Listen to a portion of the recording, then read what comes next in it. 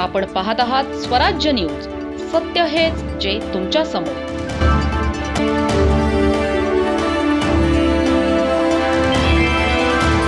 धुळे जिल्ह्यात शेतीच्या रोपांबाबत एक गंभीर तक्रार समोर आली आहे. वांग्याच्या रोपांचा दर्जा निकृष्ट असल्याने लाखो रुपयांचे नुकसान झाल्याचा आरोप शेतकऱ्यांनी केला आहे. शिंदखेडा तालुक्यातील लांबराळे येथील शेतकरी राजेंद्र गणपत पाटील यांनी याबाबत थेट धुळे जिल्हाधिकाऱ्यांकडे धाव घेतली. बालाजी रोपवाटिका रामी बोरीस येथून निर्मल सीड्स कंपनीची वांग्याची रोपे खरेदी केल्याचे शेतकऱ्यांनी निवेदनात म्हटले आहे. बिल क्रमांक A64 अंतर्गत तब्बल 4600 वांग्यांची रोपे घेतल्याचा दावा करण्यात आला आहे. ही रोपे सुमारे 80 आर क्षेत्रात लागवड करण्यात आली होती. शेतकऱ्यांच्या अपेक्षा होत्या भरघोस उत्पादनाच्या, मात्र प्रत्यक्षात शेतकऱ्यांच्या पदरी निराशाच पडल्याचा आरोप आहे. लागवडीनंतर वांग्यांची झाडे आणि फळांचा दर्जा खराब असल्याचे शेतकऱ्यांचे म्हणणे आहे. झाडावर लागलेली वांगी पिवळी पडत असून ती बाजारात विक्रीयोग्य नसल्याचा दावा करण्यात आला आहे. इतकेच नाही तर व्यापारी ही वांगी खरेदी करण्यासही तयार नसल्याचे शेतकरी वर्गाने म्हटले आहे. त्यामुळे शेतीसाठी केलेला मोठा खर्च अक्षरशः पाण्यात गेल्याची भावना शेतकऱ्यांनी व्यक्त केली. बियाणे, रोपे, खते, औषधे, कीटकनाशके आणि मजुरीवर मोठा खर्च झाला. मात्र उत्पादनातून अपेक्षित उत्पन्न मिळत नसल्याने आर्थिक संकट निर्माण झाले आहे. या संपूर्ण प्रकारामुळे लाखो रुपयांचे नुकसान झाल्याचा दावा राजेंद्र पाटील यांनी केला आहे.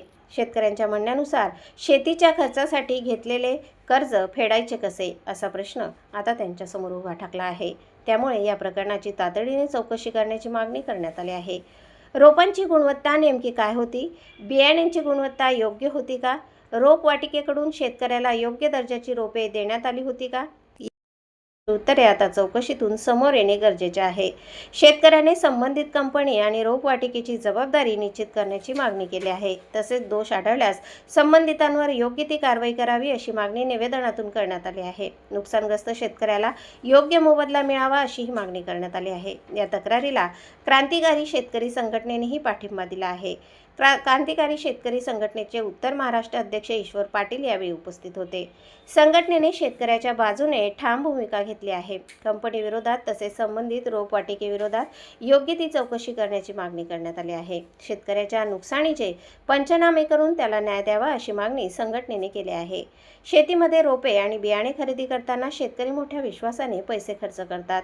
मात्र उत्पादनच खराब निघाले तर संपूर्ण हंगामाचे गणित कोलमडते. अशा परिस्थितीत शेतकऱ्याला नुकसान भरपाई मिळणार का, हा महत्त्वाचा प्रश्न आहे.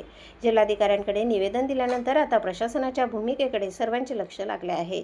या तक्रारीची कृषी विभागाकडून किंवा संबंधित यंत्रणेकडून तपासणी होते का, हे पाहणे महत्त्वाचे ठरणार आहे.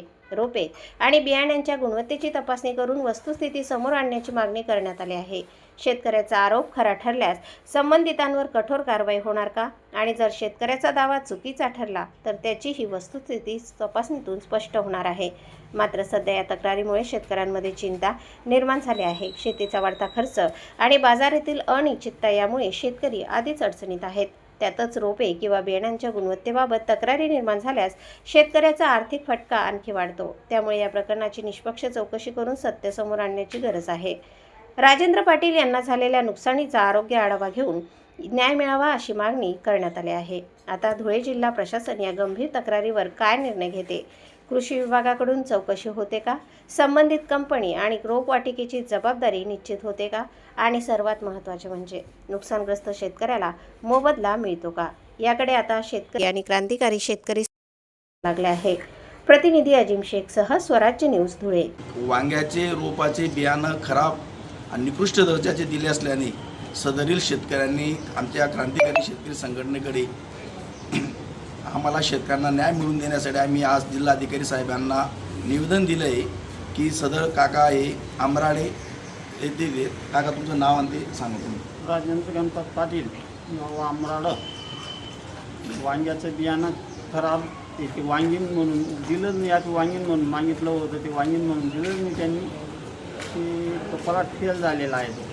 यांच्याकडून निर्मल सीड्स कंपनीचं बियाणं रोपवाटिकेत लागलं. रोपवाटिकाचे 4600 रोपं त्यांनी घेतले वांग्याचे. ते रोपं त्यांनी लागवड केल्यामुळे त्यांचं झालेलं नुकसानीचं पंचनामा झाला. पंचनामा होऊनही सदर कंपनी आणि नर्सरी जे मालक आहेत त्यांचं असं म्हणणं आहे की तुम्हाला जिथं पडेल तिथं न्याय मागा. आता शेतकऱ्यांना न्याय मागण्यासाठी फक्त जिल्हाधिकारी कृषी विभाग हे दोनच दरवाजे आहेत. हे दोन दरवाज्यांवर राज्य शासनाने आणि केंद्र शासनाने जर झालेल्या नुकसानीवर शेतकऱ्यांच्या प्रती कुठलाच कायदा केलेला नाही. कारण की कायदा केला असता तर त्यांना शेतकऱ्यांना भरपाई मिळाली असते. त्यांचं असं म्हणणं की 10 प्लॉटमधून 1 प्लॉट खराब झाला की आम्ही भरपाई देऊ शकत नाही. आता नैसर्गिक आपत्ती म्हणा, काही कीटकनाशक म्हणा, काही त्यांच्या जर्मिनेशनमध्ये काही प्रॉब्लेम आलेला असेल, हा त्या कंपनीचा आणि रोपवाटिकाचा संबंध आहे. सदरील शेतकऱ्यांना न्याय मागण्यासाठी केंद्र व राज्य शासनाने कायदा नसल्याने आज जे आपले जे कृषी मंत्री आहेत यांनी विदर्भातल्या शेतकऱ्यांना न्याय भेटत नाही म्हणून कंपनीवर गुन्हे दाखल केलेत. पण जळगाव खानदेशमधील धुळ्यामधील शेतकऱ्यांवर अन्याय झाला की कायदेच नसल्यामुळे कुठल्या आधारे अधिकारी काय नुकसान भरपाई मिळवून देण्यासाठी आम्हाला मदत करणार आहेत.